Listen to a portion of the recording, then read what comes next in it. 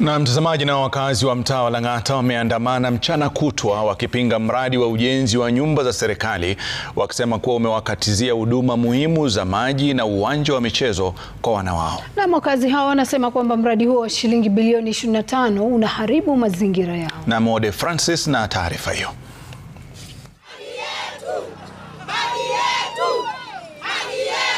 Ni maandamano ya wakazi wa Southlands Lang'ata. Wazee kwa vijana wakiandamana kuelekea katika kituo cha polisi cha Lang'ata kuwasilisha malalamiko yao. Public land is a public land should not be taken without a proper participation by the owners.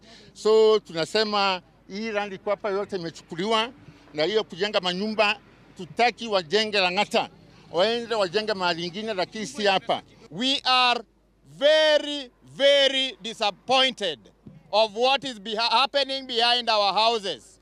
This is a blatant land grabbing. Nobody was called to be asked of what should be done behind our houses. Ama kuna mtu aliitwa kuulizwa.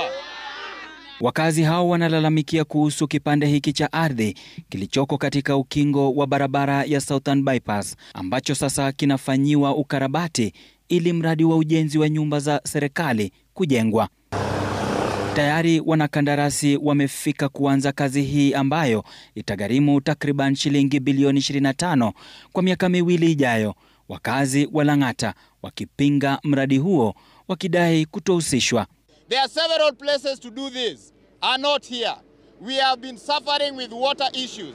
We've been suffering with drainage. We don't have any playground for our children. The recreational facility that was there at Uhuru Gardens has been taken away from us. Where will our young people take their girlfriends for an outing? Watapeleka girlfriends wao wapi?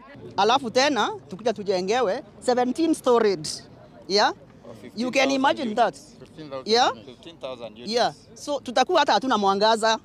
You know, hata sijui watu watakuwa wanatuangalia wakiwa kwa manyumba huko 17th floor, wanatuona tukiwa kwa bedroom zetu. Hatutakuwa hata na any privacy here. Kulingana na stakabadhi tulizopata, jumla ya nyumba 72 zinafaa kujengwa katika kipande hiki cha ardhi ambacho kimegawanywa katika sehemu 5 za ujenzi. Kulingana na mradi huo, nyumba 15,000 zinatarajiwa kujengwa katika kipande hiki cha ardhi. Mradi huo unatarajiwa kuzinduliwa wiki ijayo. Kama Lang'ata sasa tuko around 50,000 people. Sasa ujenge bring more 15,000 people here. So that is another 75,000.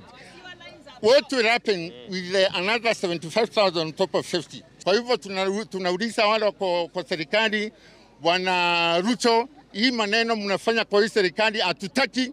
Waangalie hiyo maneno, hiyo project, wacha waipeleke another place, not here.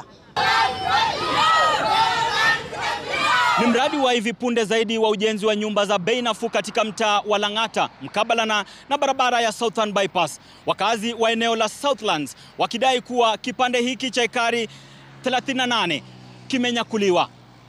Ode Francis, runinga ya Citizen, Lang'ata, kaunti ya Nairobi.